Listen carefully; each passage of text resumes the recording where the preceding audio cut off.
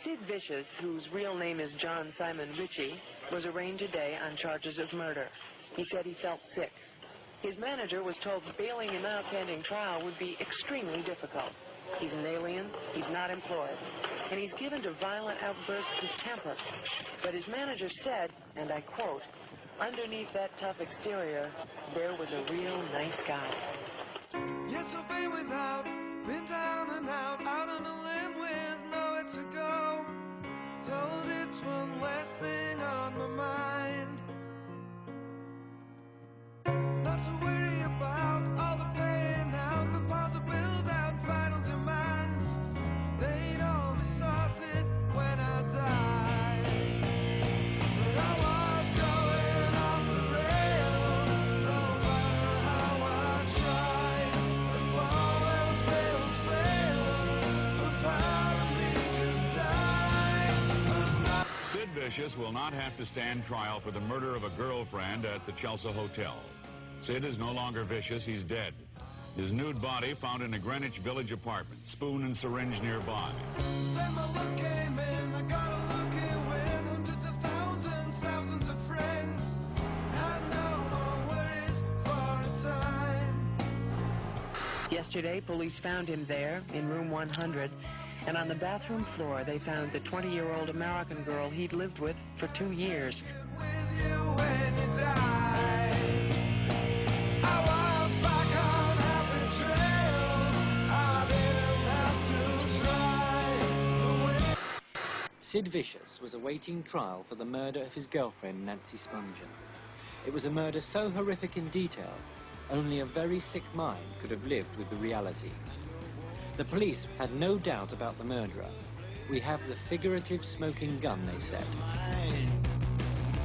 It's a complicated day.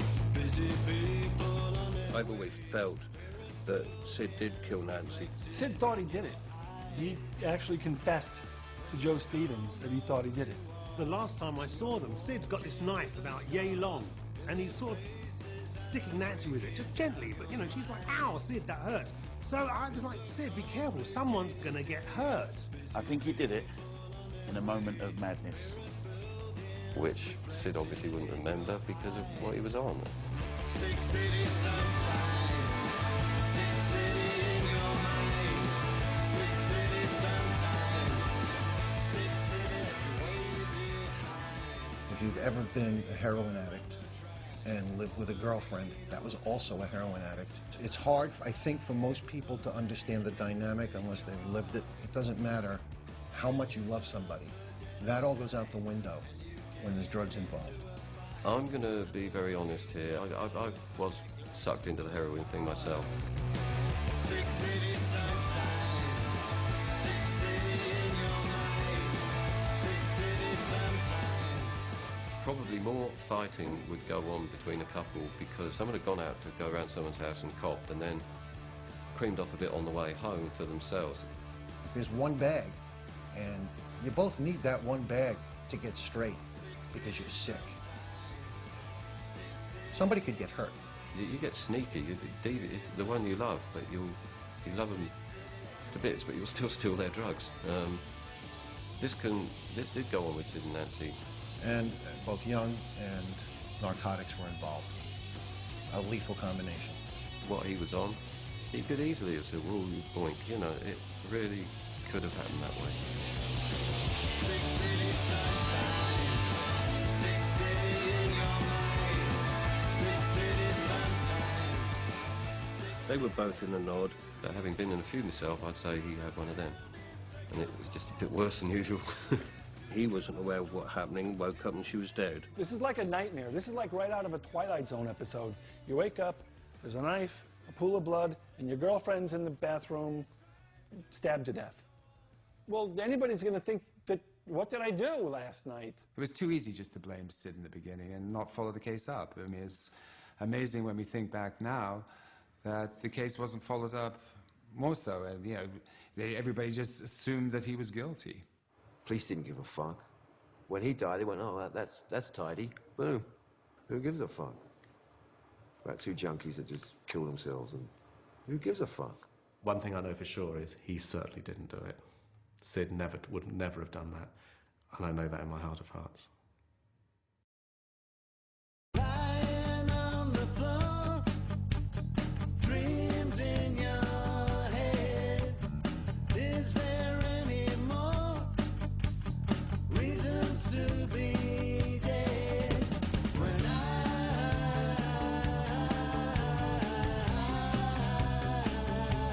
lie in bed.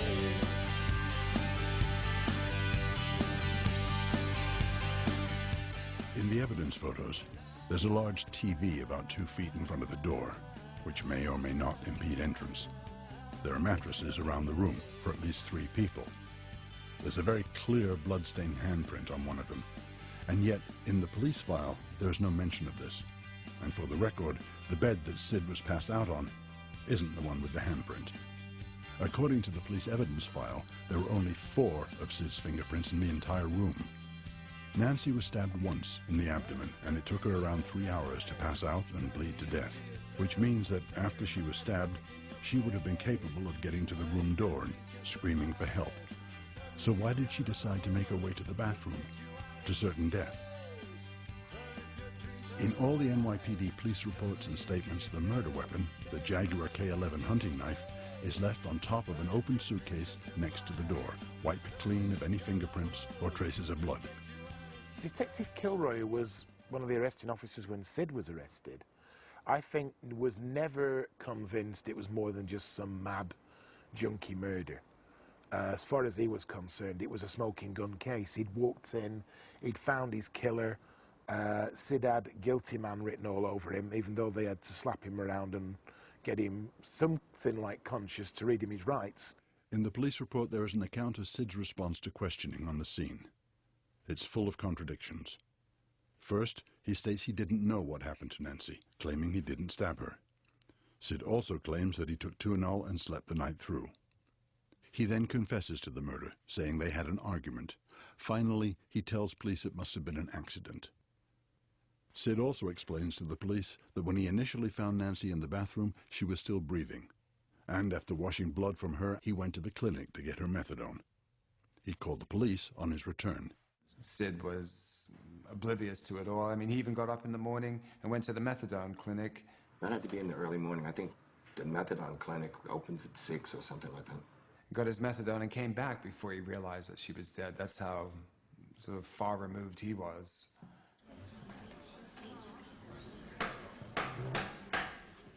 Malcolm was there. His mother was there. And he got bailed. Pretty soon after he got bailed out, I remember seeing him down in Max's, Kansas City, that particular night that he actually got out, and there was a lot of back slapping and nice to see you, Sid, and all this from everybody. Obviously, from the way he acted over those days and him getting into trouble again, he obviously wasn't in a good state. What would you like to happen now? I'd like to have fun. What sort of fun? Any kind of fun, just fun. That's my object in life. Are you having fun at the moment? Are you kidding? Oh, I'm not having fun at all. Where would you like to be? Under the ground. Are you serious? Oh, yeah.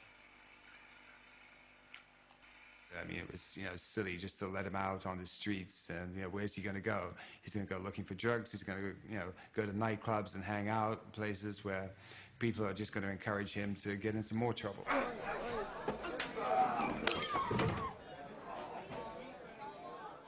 Yeah, we decided to go out. Sid wanted to go out. I mean, it was bad. We had to get out. He was stir crazy.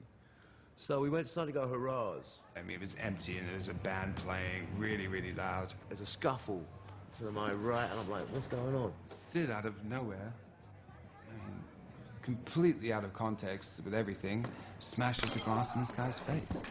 There's glass flying, and Peter's going, oh, fuck. I grab him, and we drag him out. And we're just running. And we're running out into the street. I mean, and there's people chasing us, screaming, shouting. I'm like, what? What the fuck happened? Oh, yeah, Sid just put a fucking glass We didn't know who it was. Patti Smith's brother, of course. From what people told me, I know Patti Smith's brother was a buffoon and probably deserved anything that happened to him. That guy was just some drunk moron who, you know, was the straw that broke the camel's back, I think. It's stupid, but it's a 21-year-old crazy boy does something and he goes back to jail. He didn't think about that end of it. So much for protecting Sid. But he was like that. It could go off at any moment around him. That was the thing. It was a little bit, you were always like, oh, let's go out. All right, what's going to happen now? Sid Vicious is in a detention cell at the Manhattan Criminal Court building, waiting for friends to post $50,000 bail. Sid was due in court on the 1st of February. And a really good lawyer had been hired by now, James Merberg, at the expense of Virgin Records in a deal that Malcolm had done for an album they were going to record. What no one understood is just how good Merberg was. The assumption at Glitterbest Management Office was that it would take at least until the 3rd or 4th of February to get Sid released on the new bail that Virgin had posted for him. Merberg goes in there in the morning on the 1st, and by lunchtime it's all wrapped up and done and dusted, and so Sid is released into the waiting arms of his mother, Anne Beverly, and his new girlfriend, Michelle Robson. I have known Michelle Robinson since long before Sid. She was around in the days when I was working with David Bowie, even. She had a big fixation on Sid for a long time, and she knew Nancy from before Nancy went to England. The new girlfriend, you know, that was quick. So, very quickly, that one. But, you know, he needed somebody. He needed that sort of emotional prop. And she fit the bill. She was a little bit like the old brand of groupie. She always dressed kind of, in those days, kind of in a semi-S&M kind of way. A lot of leather, a lot of high heels, a lot of hair, huge amounts of makeup. She was very glamorous, and she had a very, very aggressive personality. And Sid was like the prize. No matter what condition, he was Sid Vicious. He was the trophy, and they wanted him. Ultimately, if he would have, you know, not met his untimely demise, that was a good situation for him. It really was. We thought he was getting out that day, and we were going to wait and see if he was getting out and then have a party.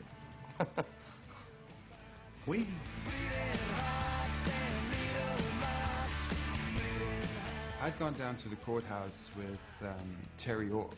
Somebody comes up to me, he goes, oh, you're Peter, da-da. He goes, I didn't recognize the person. He goes, oh, he says, your friend's going to be getting out in a minute. You know, referring to Sid. So he says, if you go downstairs, you know, he should be coming out in the next half hour. I think his mother, I bumped into his mother next, and within sort of like 5 to 10 minutes, there was Sid. After that, then we're out the door. We're out the back door of the courthouse, onto the streets.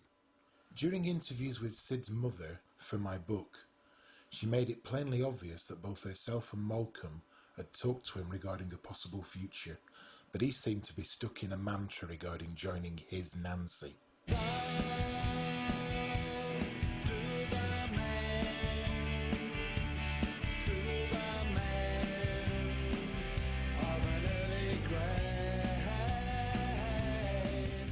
So, you know, like any junkie, you know, you wanted to get high, you know what I mean? That's your first thought always, and what a great time to get high when you're clean.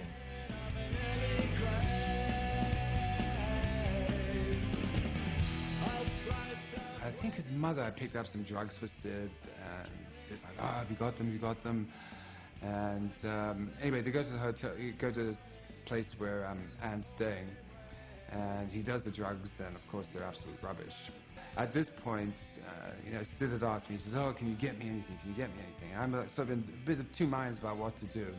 So anyway, I said, I'll see what I can do. I had other things I had to do that day. And I was, at that point, living with 2 French hookers who were actually heroin dealers. This was up on 15th Street. But he came over with Peter, looking to score.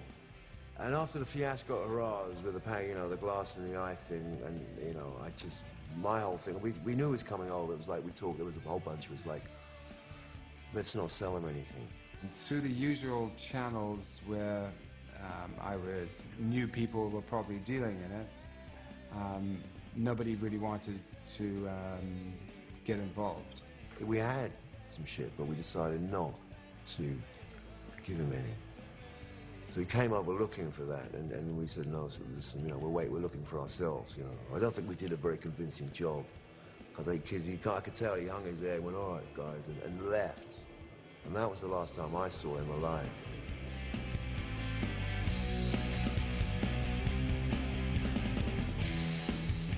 At the time, I felt like I was doing him a favor. But now I wish I'd say, no, come on, see, we'll like do it with us. You know, and now I feel like I made a mistake there. And that's when Peter was dispatched by Anne with Anne's money to go and get some more drugs for Sid. Somehow I got in touch with this woman who I didn't know at all, and somebody had given me her as a contact. I went down to see her, and I got what I'd been asked to pick up. The things that what did come back with Peter was beyond good. It was, you know, I think it's been said it was 98% proof or something, which is too pure for the human body in any state, basically. About two days later, I tried to get in touch with this woman again, and this woman had disappeared. She was no longer at the place where I'd met her, at the apartment I'd met her, and was nowhere to be found, really. I never saw her again.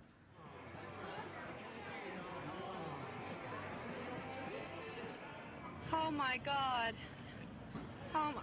Donna Florio lived just across the hall from the apartment in which the singer died. But she would not say whether she was among the 8 people who attended last night's party for Sid Vicious. I was invited to that party, which wasn't really a party, it was just a few people. There wasn't even that many people. Michelle asked if I could get heroin. And I was like, I'm not a dealer. You know, no, I don't know. You know, well, you're invited anyway, come, you know, Sid's out and da-da-da-da-da-da-da-da. And I said, nah, too exhausting for me. You know, it was me and, like, my best friend then was Jerry Only from the Misfits. And Eileen, the 3 of us. And then just Michelle and Anne and Sid, and that was it. So who was in that flat when you got back? Just Sid's mother, Sid, and Michelle. And I went to the apartment probably at about, I would say, no earlier than about 7 o'clock, and no later than about 8:30. Well, no one came in. They came by, you know, to make deliveries, but they didn't come in. I don't know what they said, but... I was there until about 1:32 in the morning. And none of us had ever mentioned Peter Kodak's name. I'd always left that out because I didn't know where he is or what trouble he was in, and I didn't want to make his life miserable, and just in case, you know. 29 3/4 years later, back to 63 Bank Street. Weirdsville. Oh, I remember it a little differently. I thought this was... I think the living room came more up to here, maybe. The living room was right up next to the kitchen. It was like a small, what do you call them? You call them probably like bedsteads, apartment in New York. And there was a couch going along here, and nothing here. Because I remember when those guys came to the door, you could see them from sitting here, you know. And there was maybe what you call a front room with a kitchen in it, and a bathroom. That was it. Wow. This is the same. Wow. I mean, you basically, small bedroom, you know, where she had a bed where her and Sid were lying. Very, very weird. I mean, it's so similar because it's really dark.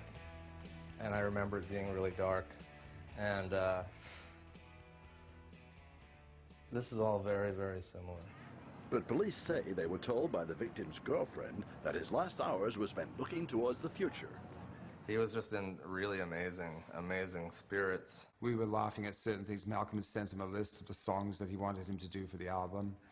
You know, there was like the ones that the Clash ended up doing, like I Fought the Law Won, and I remember one that was on there was YMCA, which we thought sort of highly unusual and a bit amusing, and yeah, we were going through the list laughing at that. I was really happy to see everybody, and talking, and we were listening to New York Dolls records, and he was jumping around playing air guitar and being funny and telling jokes, and it was really an incredible thing for me to see the real side of him. He was talking about going upstate, clearing his name up, doing this record, and okay, he had a lot on his shoulders, but it was pretty positive.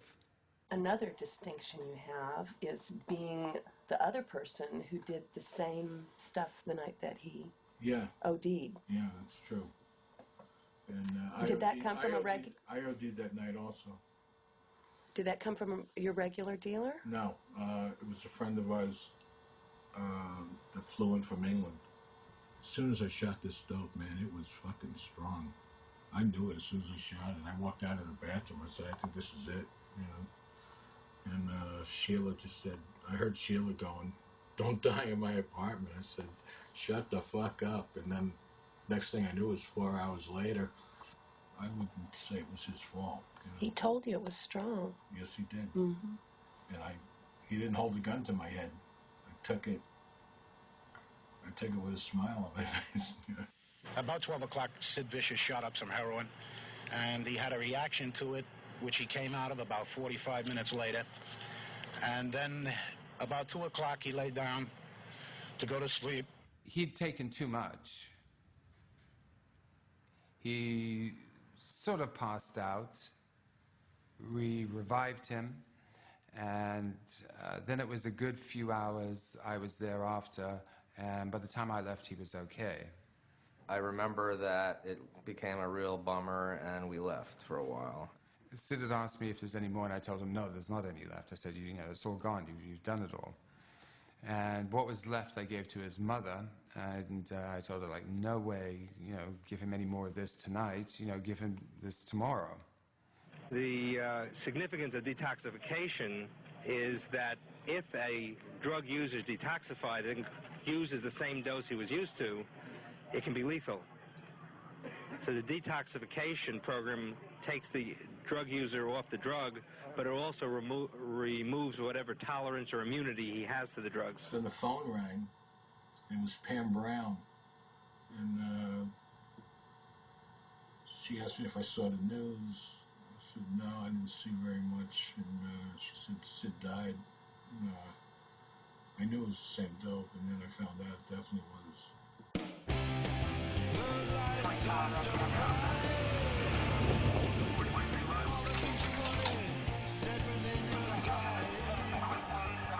My first reaction was hot shot.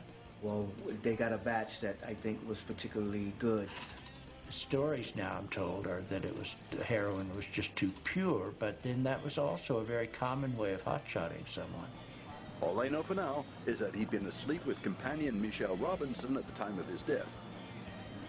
She's an unemployed actress who was hustled away from the scene along with the victim's mother. And the whole idea that his mother gave him something, I don't believe that. I don't believe that. The only people who can say the God's honest truth about what went on in Bank Street that night, one is Sid, and he's dead.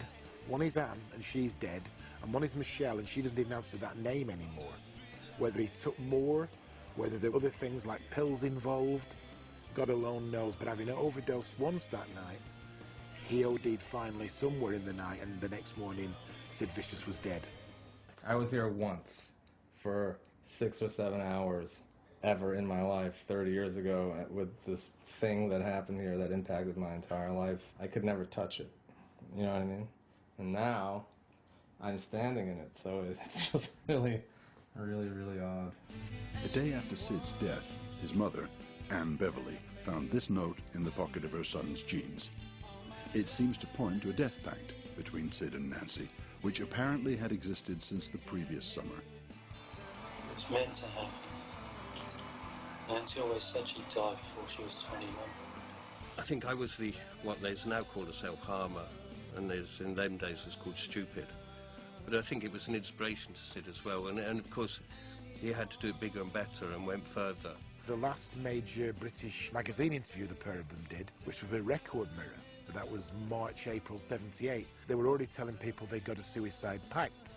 Nancy, by all accounts, had been telling people before she even came to England that she'd never make 21. There was always a sort of a feignness, a sort of an acceptance that, you know, live fast, die young, and he wasn't going to see very much old age. She definitely had, like, that thing. I think she just brought him into it, like Death Wish. I remember going in the kitchen one day, Nancy was there with her hand over a bowl. She cut her wrist, eating an ice cream. And I'm going, oh, all right, Nancy, what are you doing? She, oh, Sid doesn't love me anymore. All right, okay, I'll come back, I'm just going to put the kettle on. You know, and it was just total play acting. The philosophical answer, and probably the only answer I could give you with any authority, is Nancy killed Nancy. I kind of feel like the most logical conclusion to me is that she just did it herself as some kind of, you know, because that's what people, you know, like that do, you know, like teenagers who cut themselves, you know. I lost a friend, a person that I'd known for a long time. Drug addiction's a disease. It's like being mad at somebody for having cancer. You know, it's like, it's a disease. For you it is too late. Tell me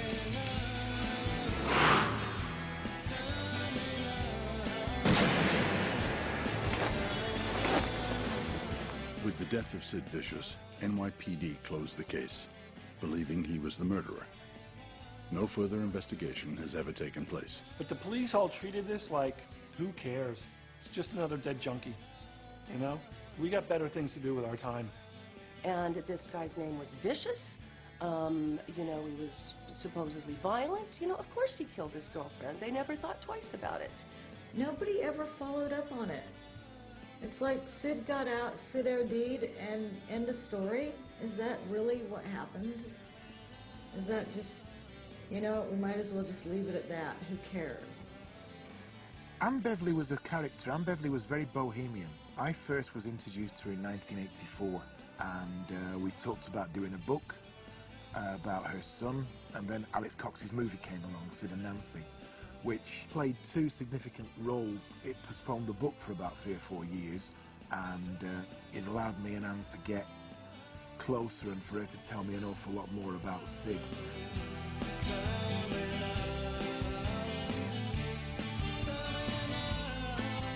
The fact that Sid's mother killed herself the same year that the Sex Pistols reformed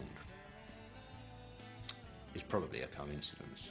You know, we all woke up one morning and we had a letter in the post. David Ross, Sid's cousin, had a letter that had a check-in for 10 grand to organise a funeral. Whether she was carrying some kind of guilt over the years regarding her role in his death or not is very debatable. And my letter basically was very down and did not say anything final, didn't say she'd done what she'd done, but was very, very down. And then at the bottom end of it kind of said to me, do me a favour and make sure that one day the world knows that whatever else my son was, he was not a murderer. Out in the streets, it's down to who you meet. It's a jungle. I'm on a fast track to hell. So this is the house where Nancy grew up, behind me. As you can see, it's quite a lovely place, which is a bit of a big difference between the Drury Lane flat where Sid and his mother spent their early years together. There was only cold water there and no warm. They're poles apart, and yet they're linked forever. Nancy in Philadelphia was an upper middle class Jewish rock and roll fanatic. He had that thing. He was charming, witty. He was full of wonder. People really were in tune with him, and he had charisma for days and days and days. She was one of the super groupies of Philadelphia at that time, and they were the people who knew Aerosmith and stuff like that, and could get you backstage. I just genuinely liked him. I mean, there was just something about John. Nothing pretentious. I mean, he would not have been one of my friends if it had been the case. I mean, there were a lot of punk hangers-on that I really didn't give, you know, tosses about, to be honest with you. I didn't really hang out with him at all. You know, Sid was really clever. He had a great brain, and the way he wore Nazi insignia and swastikas was completely to dilute the meaning of it, you know, and people never got that about him, that he was clever and he understood concepts. Well, I'm not stupid, you know, and this is why I fool people. fight like a complete dummy, you know, oh, Sid Vicious, duh. But in actual fact, they underestimate me so much that they find out that I fooled them completely. When I first met John Beverly, yes, I could see him living a long and full life. When Beverly became vicious, you knew that he was not going to make 22. And I went to this audition, and we were all sitting in the stalls, you know, waiting for stuff to happen. And Sid and Nancy entered. So it was a real stir, naturally. Everyone said, oh, Sid and Nancy. And then Sid at one point turned round and said, why don't you lot all fuck off? And one of the auditioners said, bollocks. Well, you know, as he would. And suddenly went into a fury. He said, what are you saying, bollocks to me? And he got out of his stupor and charged back. I started laying into this bloke. So there was this bloke, you know, being attacked by, presumably, his hero, trying to fend him off, you know. Look, about half an hour later, him and this bloke were sitting next to each other, chatting quite friendly. And Sid said, yeah, I think it's a good way to make friends by having a fight. And, you know, they were the best of buddies by then. When Sid and I used to hang out, and we used to go out in the evenings, we often ended up in physical trouble, in fights. I mean, and that was before even he was called, Sid Vicious. And it was this sort of escalation of, oh, we've come home again and Sid's got into trouble again. He liked to fight.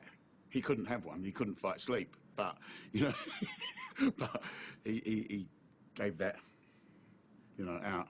It's not that he was particularly aggressive, but he wouldn't take any nonsense from anyone. And someone said something stupid, he'd just tell them it's stupid. Actually, he got to the point where he'd take his belt off, wrap it around his hand, and just whack people with the buckle. And I don't know where that came from, because he wasn't actually a physically aggressive guy. So we're sitting in the speakeasy, and Paul Weller's coming in with his wife. Now, if Sid had just waited a second and asked me, I would have told him that Paul Weller can well look after himself. His dad, John, was an ex-boxer and all that. Sid's gone out like a lunatic, with the boots flying. Paul Weller's cracked him a few punches, but he had a glass in his hand at the time, Paul, and it cut Sid on the face. There was a bit of screaming. I jumped in between them, and Sid's there. He's cut. He's got the glass in his face, and Paul and his wife, I apologised to him, and they went off, and I said to Sid, why did you attack him like that? He said, because he said that we nicked in the city and took it into holidays in the sun. I said, well, you did. One night I went round and saw Sid, and there was a cat that was in the flat, and for no reason he decided to put a noose around the cat and hang it up in front of me. And it didn't last long as far as ticks on the clock, but it seemed like an eternity. And the cat was struggling and trying to get away, but obviously it couldn't. It was whining. It was absolutely fighting to get away. And just before it passed away, it urinated and defecated right on his feet.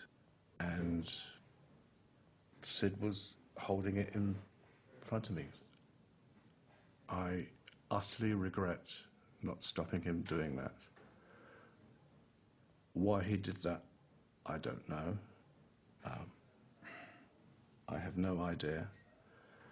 It's the most disgusting thing that I've ever seen in my life, and if I could have my life all over again, that is the biggest regret, that I would stop him from doing that. It was horrible. And then finally put the cat in a plastic bag and took it to the bin downstairs. It was horrible. He was always like that. He just took everything to the nth degree, and he didn't care where it took him. And I guess he knew that one day the person he hit or the thing he did would be the end. He was willing to take it to the edge. He was willing to take it that far. I don't know why or where that came from, but he was like that always. He was a guy that never saw a red light, as they say. Everything was always green. However dangerous. However dangerous. Do you feel if he'd never met you, he might be alive today?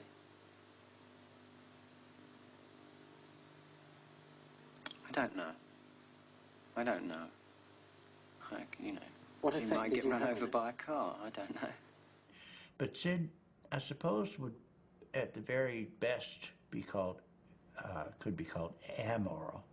He just didn't really have a concept of what was good and what was bad. Certainly not for him, but for other people as well. Sid especially didn't know who himself was anyway, because he was too young. I think the thing about Sid and his upbringing was he just wanted someone to love. You know, it seems to be fairly obvious. No father figure, you know, moved around from pillar to post. Mum a bit of a bohemian, you know, never settled. You know, people like that tend to make a fool of themselves or, you know, dress up strange, anything to get attention and be liked. When I met Anne for the first time, it was almost like, ah, that's the explanation. Beverly couldn't look after herself, let alone look after Sid. I never liked her. I mean, it was quite clear to me where his problems lay, and it was with her. I always felt there was a bit of an agenda there. Well, that's, kill me for thinking that, but I did. What I know about Beverly, or what Sid told me, was, you know, they used to go to Morocco, and then they would go back into Spain, and she used to sort of stuff blocks of hash down Sid's trousers. And, I mean, if you got caught in Spain at that time with even a joint, you know, under Franco, you could go to prison for, you know, 14 years. So it was pretty dangerous, but probably lucrative. Yeah, if we went round to Sid's flat, you know, like the high-rise where Anne lived, we could just do drugs in front of her whatever way we wanted. I mean, Beverly was the type of person that, okay, if she arrived somewhere, it'd be like, Sid'd be like, oh, God, it's my mum, let's hide, you know, I hope she doesn't see us. So I don't think there was any particularly close bond there. I remember when Sid and I went to see the Pistols at the Screen on the Green, and I had this little sort of vintage dress on that Sid had sort of cut really short and ripped up, made look fantastic. I mean, you know, he was a great girly mate in many ways. And we watched the Pistols and we thought, oh, we said to each other, what's the point? What's the point of carrying on? They say it all. They're everything we want to be. There's no point being in a band. We just felt like giving up at the end of that gig. It was such a fantastic show. When did Sid become one of our #1 fans? I don't know that he did or not. I mean, I think he was just #1 hanging round after John. I think there was been a bit of a double act, and then John was busy doing something else and Sid wasn't. So, and there was nothing else going on in London at the time, so we was where the action was. So he'd come and cheer his mate on. It is interesting to me that, you know, John did bring Sid in to sort of like supposedly be his ally in the band, and of course practically instantly you realise that he was going to overshadow John because of the way he looked, the way he was.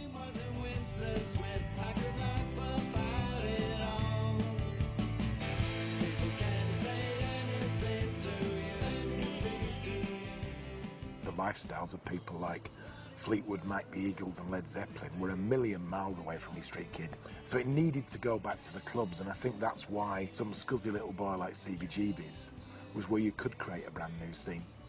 Dory Hamilton and his girl Sharon Honey O'Rourke, who ended up being my bass player, and Nancy, they were all friends. You know, there were different kind of groupies in the scene.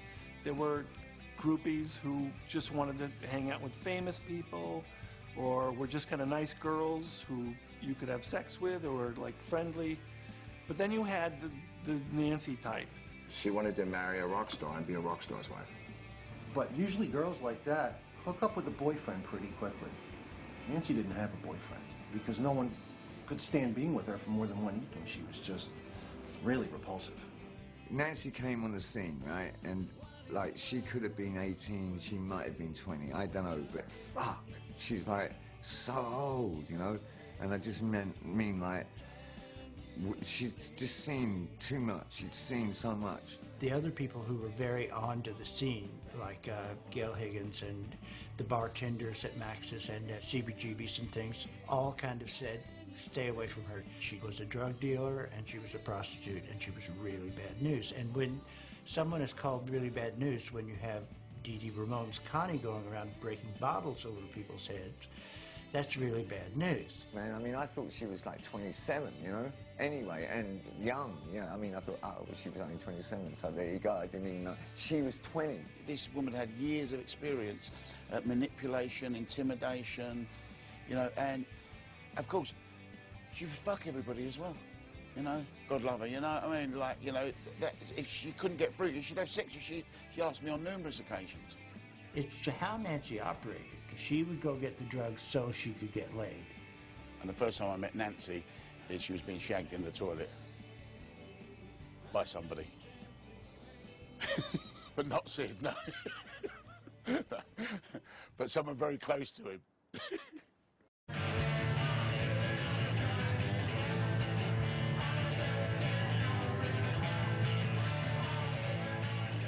Before the Heartbreakers and Nancy came over, at the Roxy in London, it was speed in the toilets upstairs and weed in the basement downstairs. And as I said before, with a bit of beer to wash it down. You know, in those days you could have had a wheelbarrow load of cocaine, rock on, you were doing really well. You had that much heroin, the stigma that that carried, you know, people were like, well, you know, didn't want to know.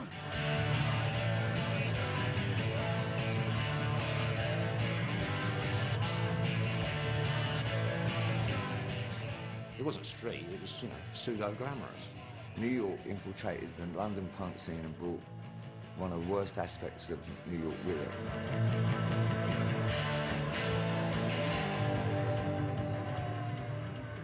Why on earth people think this band, the Heartbreakers, Johnny Thunders and Jerry Nolan, who couldn't tie their shoes in the morning, could orchestrate the downfall of British youth by importing heroin into the British Isles is beyond me. And no one noticed Keith Moon and Keith Richards in and out of hospitals. They were English and they were stoned junkies, real stone junkies in England.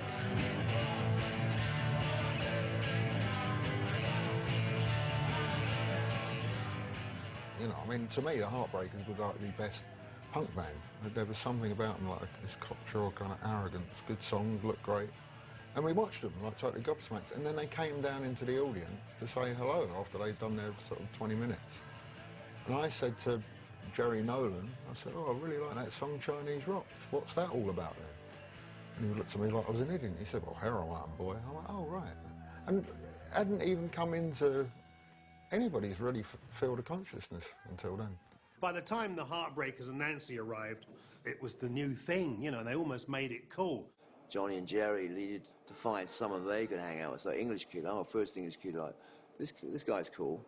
Now, it is in the nature, the unfortunate nature of a junkie to not want to be alone in their addiction. I'm in their camp now, you know, I'm probably the first kid who did smack with these guys from New York, because they don't do speed. There's no doubt that they turned a lot of people on to heroin. And that really did have a major impact on the punk rock scene and almost kind of wiped out the first chapter of it. And he was like rolling up his leg every now and again, and he was like showing everybody all his needle marks. And he says, oh God, this foot has gone numb now. I can't use this foot anymore. And his whole body was absolutely covered with marks. Sid developed his persona when he became a Pistol. I know the image and the requirements of living up to it did go to his head sometimes.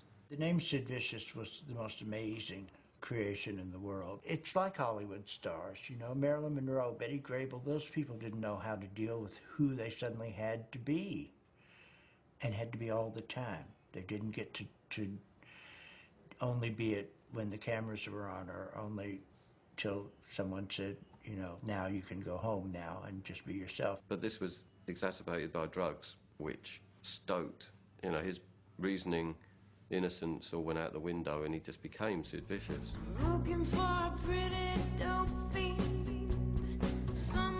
And I remember one day, she was at me and Honey O'Rourke's place at the Chelsea Hotel, and she says, wow, guys, you know, I'm going to London, man, because, you know, the Heartbreakers are going to be playing there. Nancy turned up in London when she did because she had a thing for Jerry Nolan. The story is with a guitar, but I don't know why she'd be giving Jerry a guitar, because he was a drummer. Although he's a drummer, he had this really beautiful pink left-handed Fender Esquire with all the knobs on it, but offset dice. He was really flash kind of, not very punk, but he couldn't play it, but she brought it over for him. Hey, but he didn't want to, he knew she was bad news and just gave her the bum's rush. I used to go back to the Heartbreakers flat quite a lot. Anyway, we walked in and there was just this incredibly loud woman there. Neil said, oh, it's my birthday, and she just started going on about her birthday. Everyone was just zonked out and smacked. Yeah, and then we'd sort of turn the lights out and just sort of sitting down. And suddenly there's this presence in the room. It's Jerry Nolan. And, you know, fully clothed, mohair jumper, the whole lot. He got into bed beside me, so I was kind of stuck in the middle of Niels and Jerry, and he just said that he wasn't being weird or anything, but, you know, he was really, there's no way he was going to be on his own with Nancy on the loose. She came up to me, Nancy came up and from behind put her hand on my shoulder and just said, "Hi, where's Jerry?" First words out of her mouth. And I said, "You will not see Jerry. I won't let you near Jerry. If I have to lock Jerry up in a room and not let him out of it, I won't let you near Jerry. Do you understand?" And she just said, "Oh, okay," and wandered away. That was it. I think my first introduction to Nancy was hearing this neighing, whining sound from the background over my dub records that I was playing, because she was loud. See, Jerry very much used her. Jerry, there was, if someone could supply Jerry with drugs or with money or with a place to stay or a ride to the bar, they were his girlfriend. And because obviously no one knew her and no one knew this story was a whole heap of lies, what it did is it opened a lot of doors for her. It got her into the McLaren Westwood empire. It got her into the Speakeasy. We'd go to the Roxy as a kind of watering hole, and there's this girl staggering about with a very loud voice. There were a couple of heartbreakers there, and they were avoiding her like the plague. She was going around asking everyone for a cigarette. And then she spotted Sid and made a beeline, and that was it. He started talking to her. She was all over him. Staring back at a darker scene. She's always there. Well, we've never met American women before, and so initially it was quite a giggle. Saw her on the arm of Sid, and I thought, oh my God, if there were ever a perfect target for Nancy Spungen. Sid was very innocent, gullible, whatever you want to call it, naive, and she probably blew him off his feet.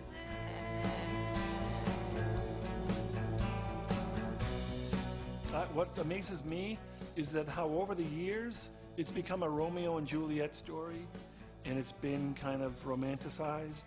But he really loved this person. He loved her more than he loved his music. Bit by bit, as he got together with Nancy, and then he became, you know, very caring and caught up in her world and trying to make her happy. Whispering in his ear roll. She taught him things that no one had ever taught him, and she showed him a bit of love. They were sensitive people, and they seemed to get along very well. In fact, they were always holding one another in my office. So you sort of sensed that there was a great affection between them. Maybe they were right for each other. Maybe whatever it is she brought to the table, he needed. Sid was really shy. I mean, he's really shy with girls. I never, ever saw him chat up a girl. I mean, a girl would have to come to Sid. He wasn't interested in sex at all with a girl. They would throw themselves at him, and he wasn't interested at all. He was quite possibly a virgin before he met Nancy. He needed a strong, forward woman to, you know, to go to bed with him, otherwise he would never make the move, and she made the move. She would really sort of like bolster his ego in a way that I thought was really what you're supposed to do if you're a boy and girlfriend. I don't know if you saw any of the gigs, but Sid was like really shining out. And I think if you had that in the background, then I don't think it was quite as tragic as we're all sort of being led to believe. How many people loved the Beatles and hated Yoko automatically? It's like because Yoko all of a sudden had power in the Beatles, and John, and she was, you know, controlling John. Well, maybe John wanted to be controlled. Maybe John needed her. When someone's in love, what can you do, you know? If it's the bird or the band, usually the bird wins.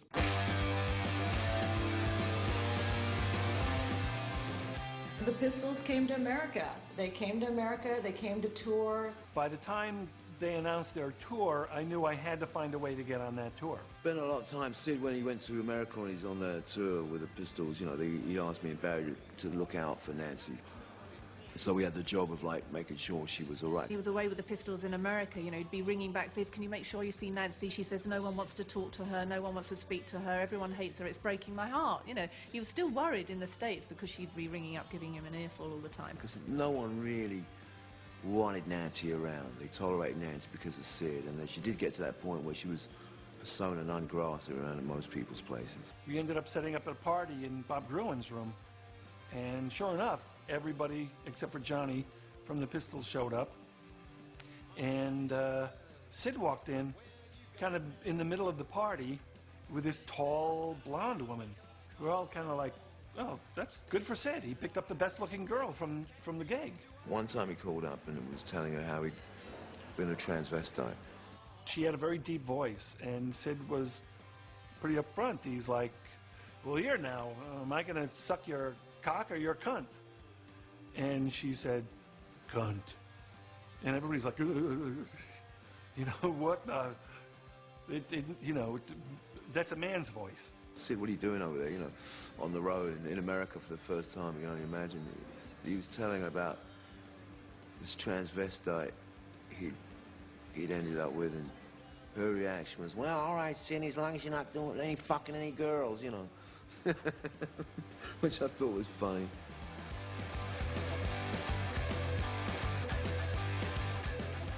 There were 3 or 4 real hardcore Pistols fans from LA, of which one is the famous Helen Killer. And Sid came out, and he came right up to us. It was like, oh, look, people that I can talk to. He just like any kid, like anywhere that we would have run into. And he came running up, and he's like, hey, and he starts talking to us, and he's like, are you coming to the show? And I'm like, we've got tickets. And he grabbed the tickets out of my hand, and he grabbed us, and we went back, and he goes, give them their money back. They're on my guest list. And that was my initial meeting of Sid. So she kind of became like Sid's companion on tour for that last US tour. I remember in Dallas, he called her, and he was on the phone with her, and he's like, I met this girl, and it's really great. And I was like really terrified, because what I'd heard of Nancy and what I thought of Nancy and what everyone said was just what an incredible nightmare she was, and like, oh, she's gonna kill you if she ever finds out about you. And I was just like, why are you even mentioning that I exist to her? And it was kind of frightening to me, but he was like in love with her.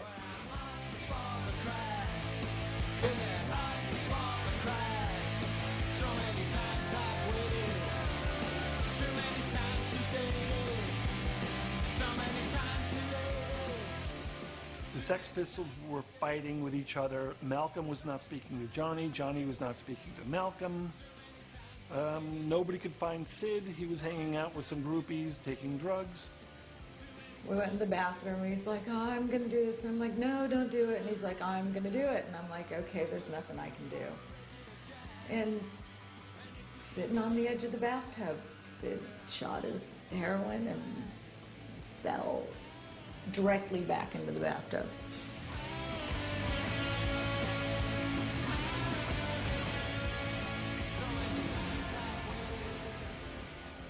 I've got the vision, Sid in the worst situation I'd ever seen him. And these kids just kind of looking at it on his bed, turning blue. I got him on his feet, walked him around, stuff I'd never had to do with anybody ever. He was responding, he was groaning, but he was in a semi-coma. His circulation returned. It was working, you know. I was really fearing it wouldn't. And here's the beauty of Sid. The doctor shows up, gives him the Narcan, whatever it is they give you when you OD on heroin. Sid sits up, fixes his hair, stands up, and looks around and goes, what? And that was it. That was like nothing happened. The Sex Pistols are finished. There could never be a replacement for John Rotten. Sometimes it upsets me so much that I cry about it, because that band stood for so much. It stood for so much like freedom of youth and speech, and it was very revolutionary. Well, I guess a junkie only needs a rap to justify his life and a means to get that rap. And once he was kicked out of the Pistols, he was kind of lost and up for absolutely anything.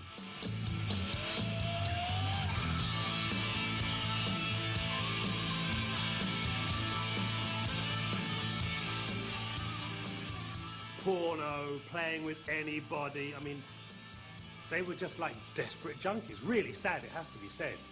Hey, do you want to make a pornographic movie? Give us £100. I remember she came up to me and she said, "Hi, Steve. Would you like to watch me and Sid having sex for £20? I went, "You'd have to pay me a lot more than that, Nancy, I tell you." I said, because I couldn't think of nothing worse than watching you and him having sex. I mean, she even hit on me one time, and I actually gave her a spliff to get off my back. Not literally, folks. There was also a rumour that Sid did as well, you know, that he gave himself to make the money. Wake up. Do you want me to make you a cup of coffee? Yeah, could you? Yes, I'll make you a cup of coffee. I just took a suitcase, got on a plane, went to London, and I was on King's Road, and some kids came out, and they're like, "So, Sid's in the store right there, and boy, why don't you go in and say hi?" And I'm like, "Okay."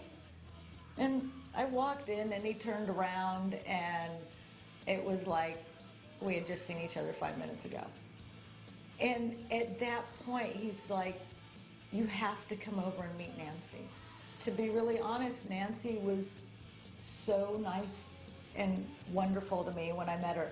And then she goes, "You need to stay here with us if you're not really staying anywhere." They actually spend a lot of time in bed in their room in front of the TV in their underwear, high on fucking heroin. We would go to the chip shop, come back, watch TV, do our hair, you know. They stayed home a lot, you know. There wasn't a lot of fighting. There wasn't a lot of arguing. I think the whole time I was there was like one argument fight. There was kind of a lot of whining on Nancy's part, but I think she was just very whiny. Girlfriend at the time used to make clothes, and she used to kind of hang out there, and Celia was always trying to let her jeans out a bit more because she was putting on weight and putting on weight and putting on weight, and this jeans sort of had these sort of different shade of blue V's in the back. There was apparently animosity between Nancy and Sid's mom. And while I was living there, like a couple times they went out and they're like, "If she comes by, Nancy, if she comes by, don't let her in the house." And one night she did come by. She goes, "I just wanted to drop some things off for Sid." And she gave me a big bag of jujubes and a big bag of syringes. This was Mom's present, or whatever, care package to Sid. And I was just like, Malcolm held the purse strings as regards money. So, and Sid needed money because he had a drug habit, so he was always dependent upon that. And Malcolm was never forthcoming with any great amounts of money. Every time you go It's in meant there, to signify the flow of air around the show now. He tries to be all artistic and impress us, and we were laughing our heads off, thinking, what an idiot. I hate Malcolm. Yeah, obviously, Malcolm was really concentrating on Sid, and like Nancy was really getting in the way of Malcolm's plans. What Nancy was doing was deciding that she was going to be Sid's manager. So Malcolm did it as a word-of-mouth thing, which I thought was hilarious. My girlfriend manages me. I just want to get another band together and tour. The reality was, on paper and on contract and with the lawyers, Malcolm McLaren was still Sid's manager. In retrospect, maybe there's a lot more humour to the whole thing than I was able to really enjoy at the time. I don't know whether she'll manage Johnny Thunders. I don't know whether he'll have enough faith in her, but she's damn smart. Damn smart. She's been right around the music business since she was 13, and she knows a lot of guys, and she can pull a lot of weight. And I was really surprised that Glenn and him were really good friends. When Glenn first came over, I was like, go figure. The one guy that, you know, he replaced in the band is the one guy who's like there for him. When I'm sitting there in the pub next to him, and he said, "What's all this about we don't get on?" I said, "I don't know, we're sitting there in the pub, aren't we?" He said, "Yeah." And he said, "Well, how can we prove to people?" I said, I don't know if I'm bothered about proving to people. He said, no, we should. I said, "Well, how about doing a gig then?" He went, "Oh, that's a good idea, who can we get?" And we went through who we could get, and we got Steve New Out, the Rich Kids, and Rat Scabies, just all mates, and put a band together, and we called it the Vicious White Kids, because Sid Vicious, I was still sort of just about in the Rich Kids, as Steve was, and Rat Scabies was actually not in the Damned at that stage. He had a band called the White Cat, so But it was kind of funny doing that because, I don't know, I just found Sid a little bit slow, really. He said, well, look, OK, we've got Steve on guitar and Rat on drums. Who's going to play bass? No, he said, you're a bass player and I'm a bass player. Who's going to play bass? I said, well, put it this way, Sid, I'm certainly not going to sing. He went, oh, well, who's going to sing then? I said, well, you can sing. Well, who's going to play bass? That was the greatest show. Everyone was there. I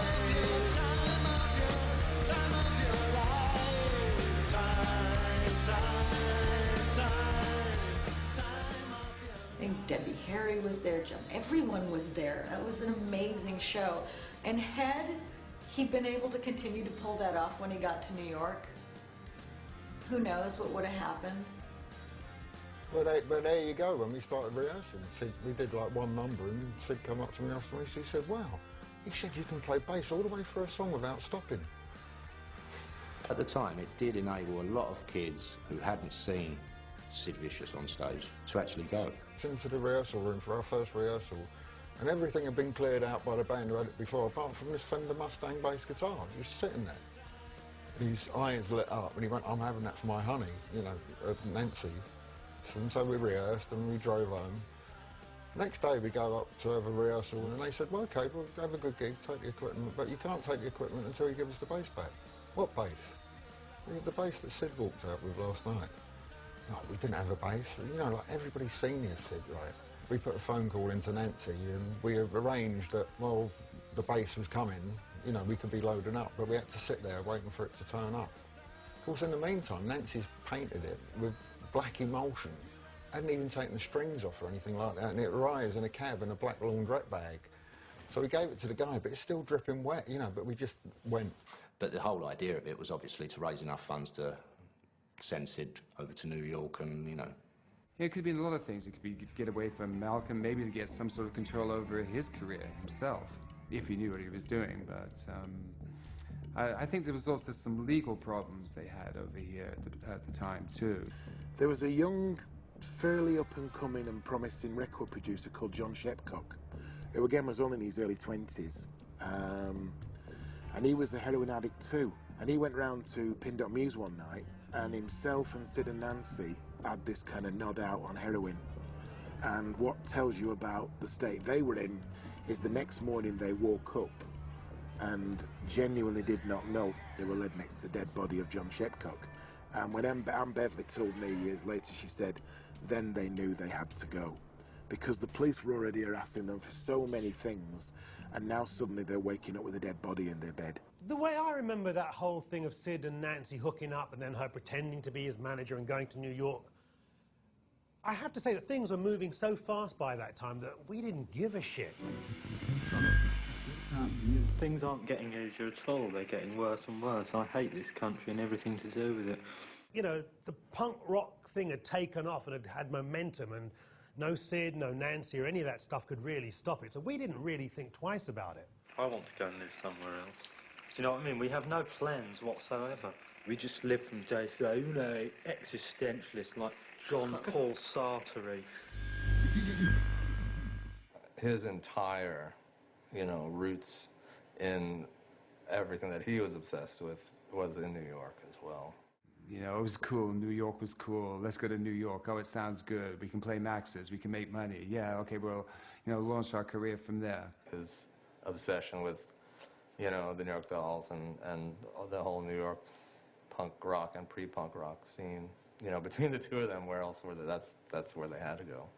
They were so excited. They were like, we're going to America and we are going to just take over. As opposed to we're going to America and it's going to eat us.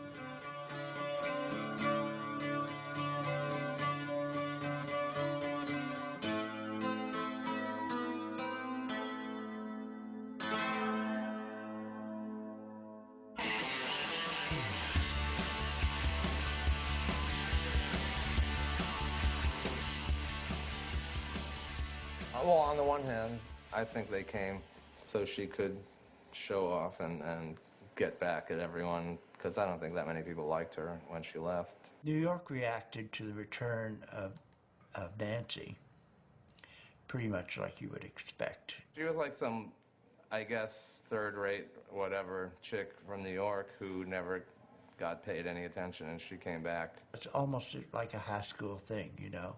This is all about her, you know what I mean? This was not about him. This was about her, for her, you know what I mean? And she was doing that thing, you know, when you pull up to your high school reunion in a Rolls Royce, you know, kind of, that's where she was at, you know.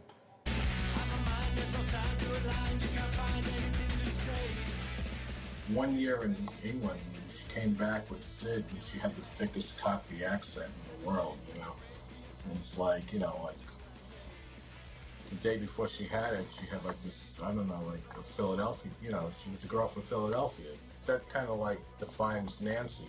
It's almost like those Americans who come back with British accents, only she came back with a British boyfriend and British money and British fame, and all of which was wildly phony. She was Nancy, you know, she was running around. She was like Mrs. Sid Vicious. And so, yes, everyone really despised her.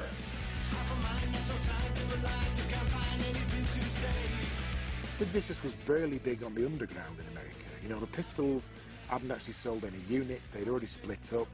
It would be 10 years later before their album went platinum in America. So when he arrived, he would have been famous within his clique of people. I'm talking about a very basic underground fame. People would throw shit at us in the streets, you know?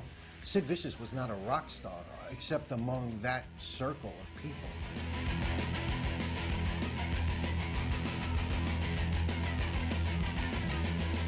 As for the landmark Chelsea Hotel, it is more used to names like Dylan Thomas and Bob Dylan than that of Sid Vicious.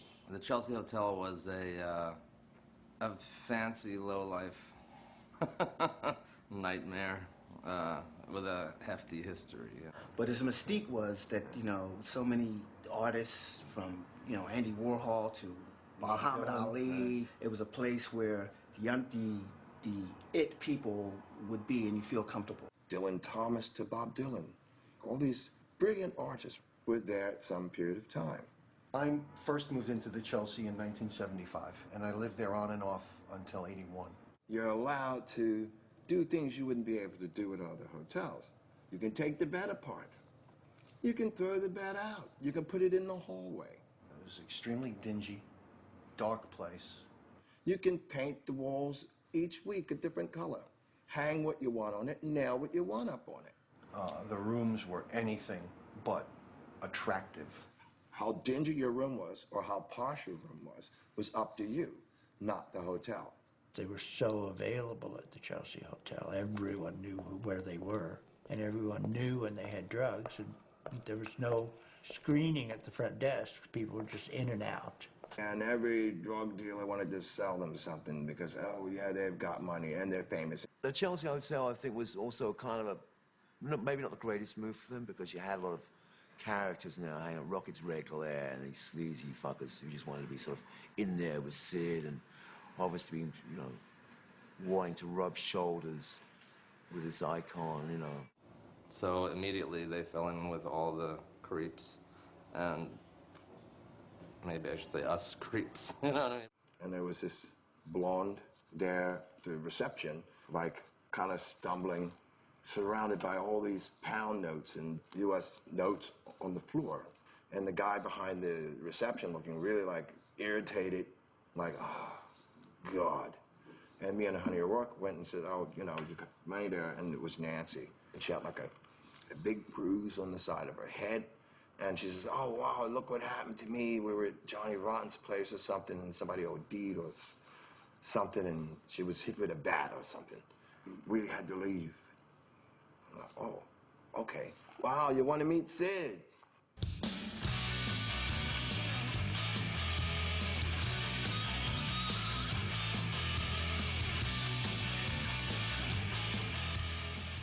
We got him on the methadone program. That was one of the first things we did because he was not well.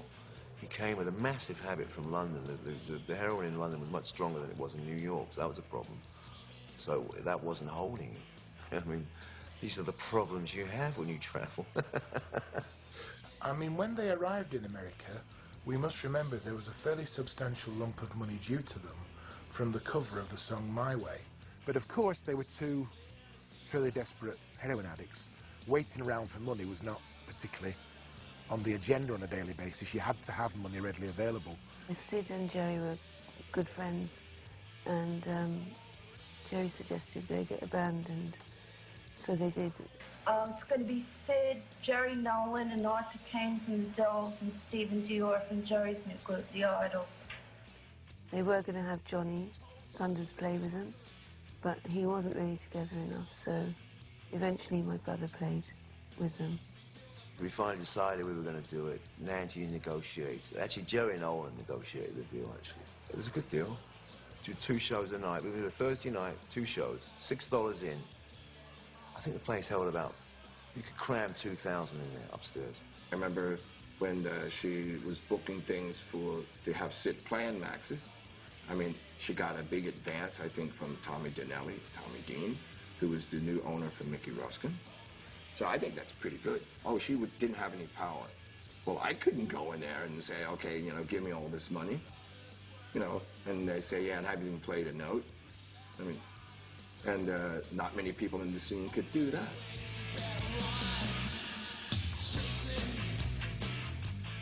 It was a cool show, you know. He was happy, he had sound check and everything, you know. We're Steve Dior, we're all around, we're doing the sound check. He was just a little too stoned by the time Showtime rolled around. It was very exciting and packed, and it sucked. You know, just like you would expect. It didn't suck. I mean, he was just so fucked up. First night, he did get wasted, and I said, Sid, get stoned after the show, please. Do a good show, and let's all have a good time after, you know. Things didn't go well at that show. The crowd was a bit nasty with the money. Sid could barely stand up. He kind of picked up where he left off in San Francisco and was nodding out on stage. It was a success because it was packed. There was lines around the block. I know they were making quite good money doing the gigs. Like they could do Max's, and Sid himself would pocket probably about $3,000 or $4,000 easily. I got good money for those shows. And it was pocket money for Sid. It was pocket money for all those people. Anybody who played in that band, it was good money for.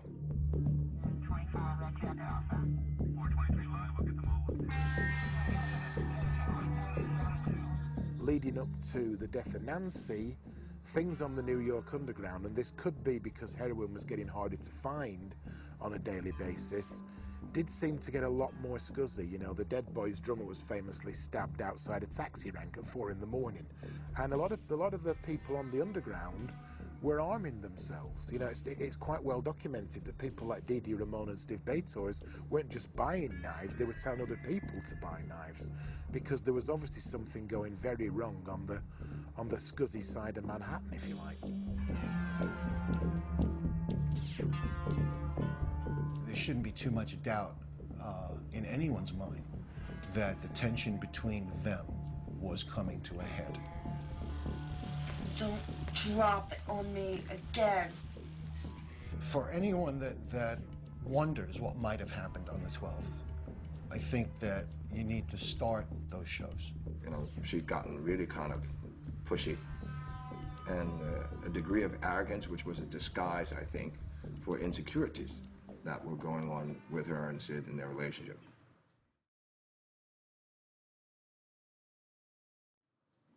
I think mainly it was Nancy called up Honey O'Rourke, right? And says, oh, Sid and I are gonna come by. At the time, I don't know, it was before 12, several hours before 12. And they came to the room, and Nancy had a portfolio of like press clippings. And we ate. They were kind of depressed. He's got some nasty habits. And they started going through the pictures. And he's like, yeah, I remember that day, and now look at us. And look, you know, we're all fucked up. It wasn't even exactly feeling sorry for themselves. It was like worried and, wow, are we ever going to get the glory days back? I mean, the one thing we need to understand about October the 12th, the night that Nancy died, there was no heroin about. And that's what leads us back to the Dilaudid and the Tuinol and various capsules and pills that were brought in for them by various people that night. They left. And this is maybe around 12, close to it. And I went out. You can imagine, you know, Sid and Nancy were clucking like chickens. They were coming down cold turkey, which is the worst way to come off drugs. This is why they were having a party and buying a lot of drugs. I had gotten there just after midnight. He called and said they were, you know, looking for something to relax with. And then I went with Kelly. I think Leon wanted to bring him to the room to get the brownie points, but Kelly insisted that I go with her. Really loves to party. She never wants to leave. It was just Sid there that I remember, Nancy. She gave us the money. We left. Someone came over and told me there was a party at Sid's and asked me if I was going. I didn't really want to be there. You didn't know it was going to be an important night. It was just another night out in New York. And around 2 or something, 3, I had a violent toothache and a stomachache. Well, it was 19 years ago. But I know I don't go out before midnight, and I know Max's closes at 4, probably somewhere between 2 and 4. So I went home and then was seeking some type of medication, like a joint, right? And there was a dancer who lived on another floor, hanging out with a friend of mine, Pepe Valentine, and he was from Blue Collar Squirrels, and now he's Victor Colicchio, and a girl named Kelly Garrett. And I called her up and asked her, oh, do you have a joint? I've got a toothache and stuff like that, and she came down. Leon claims to have been in room with Kelly, unknown last name, resident of room 301, where he received a call from Nancy asking for pot at 4 a.m. Nancy called me, wanted to know if I had a joint. She talked about Sid. I said, how was he? And she says, oh, he's done a couple of Telordits, and he's out of it, and he's useless. There was another voice in the background, and it wasn't Sid. I couldn't tell who it was, but there was somebody else in the room. And she says, okay, well, call if you hear about something. I said, yeah, of course. Right. It was, I'd say, between 4 and 5 that they called up. Kelly came down to the room. By the time I got dressed and got down to the room, we knocked on the door. She opened the door partially. Sid was out of it. And there was a guy in the room who I believe always his name to be, I would say, Snaky, Spidey, Skippy. I just remembered and, you know, an E in the name. I didn't pay attention. And he was there, and they already had enough. And Sid was passed out, and that was the last time that I saw either one of them. So I walked in, I scanned around the room. Sid was passed out on the bed, passed out. Did he move at all while you were there? No. You never said anything? Said anything? No. I was familiar with his condition. He wasn't saying anything. He probably wasn't even dreaming. But someone said he had about 32 in all. Basically, like Dilau did, is the kind of drug that's given to cancer patients to block out everything. What are the likelihoods that someone who had eaten 32 anoles would get up in an hour, in a couple of hours, and... There is no possibility. Right. There's none. Everybody who was at that party told me how Sid was so stoned he could not have lifted that knife, much less stabbed somebody with it. Now, 32 and all will, you know, boys and girls, will kill you. It's not the kind of experiment you want to try just to be like Sid Vicious. It will kill you. It would fell a tree. Now, whether he ate 30 or whether he ate 3, I don't know. But I know that I knew people that could do 32 and alls. You know, I was one of them. Because when I saw him, and I know the amount of Tuinals that he took, and I just can't see him killing her and going back to sleep, and there was just a lot of it didn't make sense. I know for a fact there are people who went into that room that night that Nancy died, and when they told their stories years later, they said, talk about a shock when we woke up the next morning and Nancy was dead. When we left the Chelsea that night, we thought we were looking at the late Sid Vicious. A while later, there's like a knocking on the door. No, pounding's more, you know, and it was so scary. And then there was a sound of, to me, it sounded like metal hitting the floor, and some mumbling, and silence. Honey O'Rourke came back around 6 or something and said, oh, there's some blood outside the door. The thing that really struck me, though, was why no one had ever talked to any of the people who were actually there. That there were so many people in the Chelsea, they're in that room that night, and that none of these people had seemed to have told anyone their story. As a matter of fact, in the lobby of the Chelsea Hotel, the next morning when all the press and everybody was there were newspaper people all over the place, I did approach one detective, and I don't remember his name, but he wasn't interested at all in anything that I had to say. And the knife was left here on the suitcase? This is interesting. I've got a better picture. Yeah, look at that. That's clean. No blood, no fingerprints, nothing. Yeah, I can't see Sid wiping it. I can't see him placing it there. And I think that the mitigating circumstances were such, as told to me by the lawyer that was representing him, if there were no fingerprints on this particular knife, then we would obviously have a very good case. Sergeant Houseman, I think, looked into the whole thing a bit deeper. And he had suggested that had there been more time and more digging done, it's just possible there may have been a different outcome when the whole thing got to court. I know that the police wanted to speak to 6 people. They never told me the names of those people. But I know that in the police file, there is at least one page where 6 names have been wiped out. These names, the fingerprints must have been on record. In order for my name to be on here, I would have to give the cops my fingerprint. So it would indicate to me that these people had previous criminal records. Otherwise, their fingerprints wouldn't be on file. I just think it was one of those scenarios where if they'd had a little more time, they may have been to have done more with it. Right after this thing happened, everybody in New York was suspicious because the stories came out that no money was found in the room. And people who had been at the party saw her flashing a lot of money around. In the weeks leading up to Nancy's murder, Sid had played lucrative gigs at Max's Kansas City and finally been paid his royalties on the sales of My Way, paid in cash for both. Whatever else happened in room 100 that night, are we also supposed to believe that all this money simply vanished? Yet during the night, the room had been accessed by drug dealers, junkies, band members, and by NYPD. The NYPD had no clue there was any missing money. It's only when various witnesses started giving their statements and talking about Nancy dropping $100 bills in the corridor of the Chelsea. I remember following Nancy through the lobby, picking up her money because she was always dropping $100 bills behind her. I felt like Nancy had lost some of her street smarts. And picking those up, Nancy, put these away. This is, remember New York City? The old Nancy, right, would have never been in a lobby of a hotel with thousands of pounds in New York. What? And we were like, put your money away. You don't people to see that,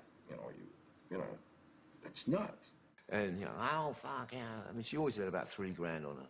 Yeah, some people might suspect the cops have taken it, but I would think it would have. I don't think it was a motive in the killing, but it was an opportunity. Sid? Yeah. What did he tell you? He told me that he saw the drawer where they kept their money was open, and it was missing. And then he went into the bathroom, and she was under the sink. Wow. And she was all bloody. Somebody came in the room, stabbed Nancy, took the money, and left. That seemed like a pretty normal story to me. That if you knew Nancy, if she caught someone robbing the money, she would attack. There's talk of a party in the room. I can't see it as being much of a party because we know already that Minos was out cold before the night was too old. There were people in and out of there. There wasn't that many people hanging around and staying. And I think they were the same people over and over again.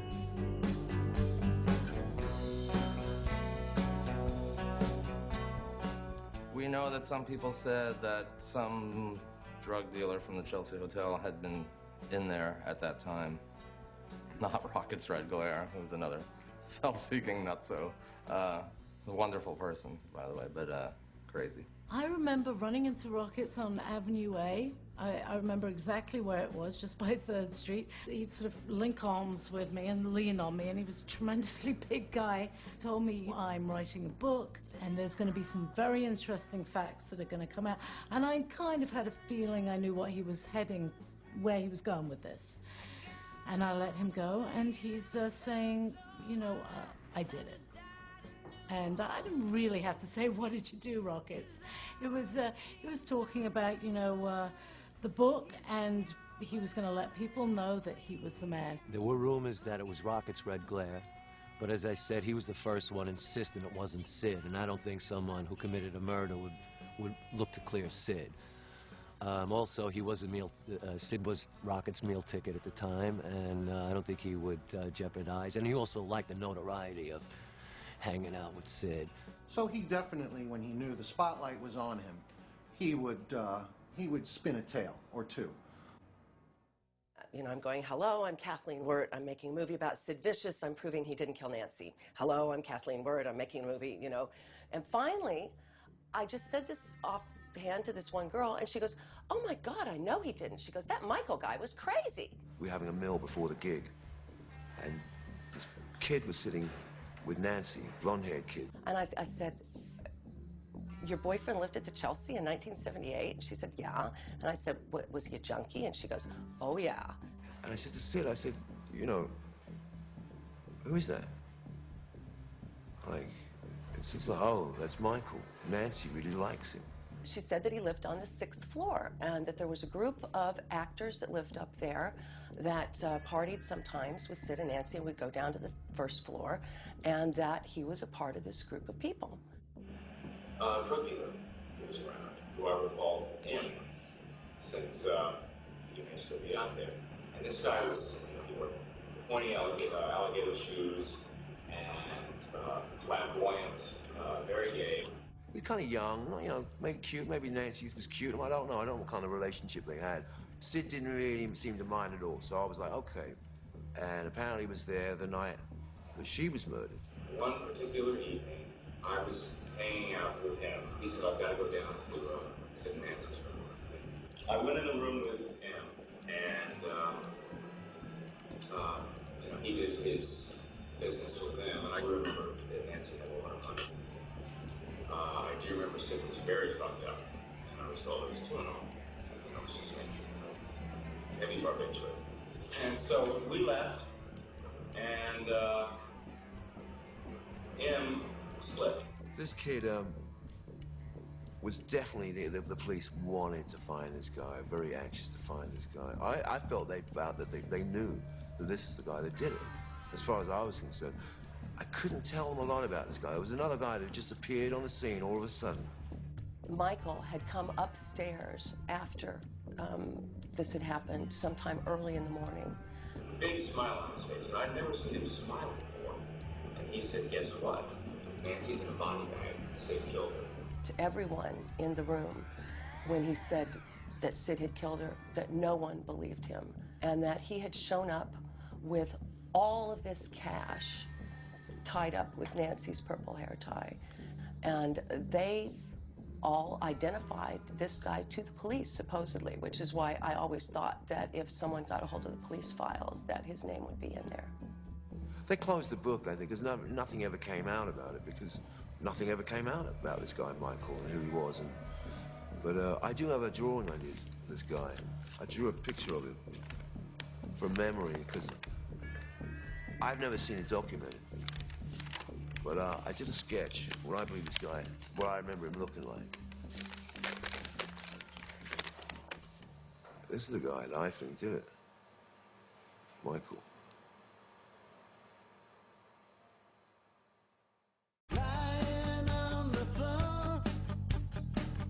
Every witness who visited Sid and Nancy on the night of Nancy's death claims that Sid was out cold on Tuinal for 7 hours.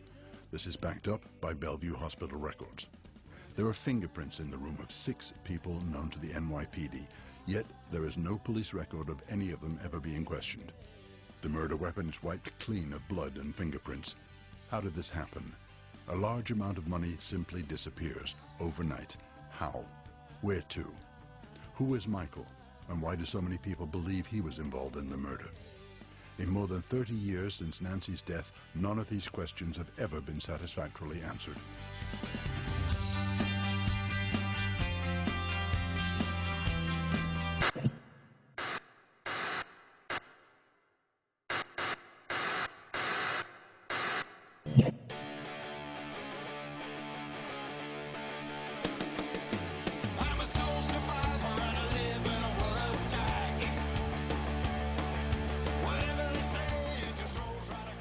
I actually saw the Great Rock and Roll Swindle the other day, and it was funny watching Sid do My Way and Come On Everybody. You realise that, you know, he was and could have been a really great frontman, but hey, it wasn't to be. You know, he had a fantastic look, don't forget. He had the best image out of all the punks at the time. You know, he's still an icon. The fact that 30 years later I could still sort of go into a comic shop and still see him and buy a doll of it, it just is quite extraordinary. I recently had a recklessly extravagant time in New York, and I went to the CBGB's as was, and there was a Bob Gruen exhibition there. And Sid figures prominently throughout it all as being the face of punk. But if he didn't die, I dare say he could have been playing Vegas, you know, nightly. Running through, you know, the old rock and roll numbers, a few Sex Pistols numbers, and a couple of Sinatras. It's always the same, isn't it? If you die that young, that tragically, in such a sensational spotlight like that, you're almost sort of like in amber. It's happened to so many people. You can see it all, from James Dean, Marilyn Monroe onwards. I've never met anybody like him. I probably never will meet anybody like him again. One unique character. Yes,